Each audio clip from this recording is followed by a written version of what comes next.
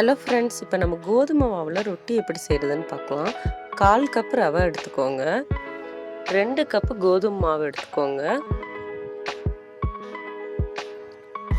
ஒரு பிஞ்சு உப்பு சேர்த்துக்கோங்க, ஒரு 2 ஸ்பூன் நாட்டு சர்க்கரை சேர்த்துக்கோங்க. நம்ம நெக்ஸ்ட்டு வாழைப்பழம் போட போகிறதுனால நாட்டு சர்க்கரை அளவாகவே சேர்த்துக்கலாம். அரை மூடி துருவின தேங்காய் சேர்த்துக்கோங்க. வாழைப்பழம் ஒரு 6லேருந்து 7 வாழைப்பழம் சேர்த்துக்கோங்க. இந்த வாழைப்பழத்தெல்லாம் ஃபஸ்ட்டு நல்லா மசிச்சு விட்டுக்கலாம். இது ரொம்ப டேஸ்டியான ஹெல்த்தியான பிரேக்ஃபாஸ்ட்டாகவும் சாப்பிட்டுக்கலாம், ஈவினிங் ஸ்நாக்ஸாகவும் சாப்பிட்டுக்கலாம். சின்னவங்கலேருந்து பெரியவங்க வரைக்கும் எல்லாருக்கும் கண்டிப்பாக பிடிச்ச டிஷ்ஷு. வாழைப்பழத்தில் கோதுமை மாவு ஃபுல்லாக நல்லா மிக்ஸ் ஆனதுக்கப்புறமா தேவைக்கிறப்ப தண்ணி ஊற்றிக்கலாம்.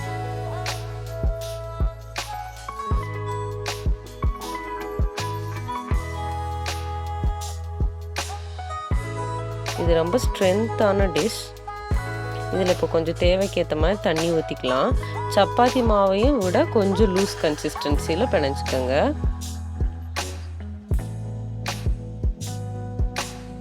இப்படி நல்லா மசிச்சு பிணைஞ்சதுக்கப்புறமா ஒரு 30 மினிட்ஸ் இது ரெஸ்ட்டில் இருக்கட்டும், நல்லா ஊறிடும். அப்புறமா ஸ்டவ் ஆன் பண்ணி ஒரு தோசை சட்டி வச்சுக்கோங்க. தோசைக்கல் சூடானோடனே இந்த ரொட்டி மாவுலேருந்து கொஞ்சம் எடுத்து அடை தட்டுற மாதிரி கொஞ்சம் தண்ணி தொட்டு தொட்டு தட்டிடலாம். நல்லா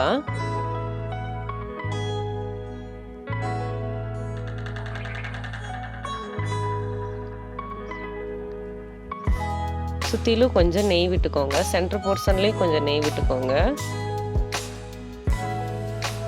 நெய்யோட ஃப்ளேவர் ஸ்மெல் நல்லாயிருக்கும், அதனால கிட்ஸ் எல்லாம் நல்லா லைக் பண்ணி சாப்பிடுவாங்க.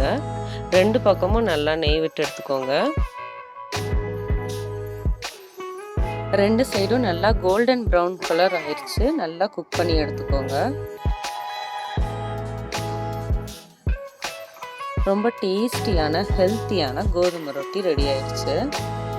இது கிட்ஸ்க்கெல்லாம் ரொம்ப பிடிக்கும். இந்த வீடியோ பிடிச்சிருந்தா லைக் பண்ணுங்கள், ஷேர் பண்ணுங்கள், சப்ஸ்கிரைப் பண்ணுங்கள்.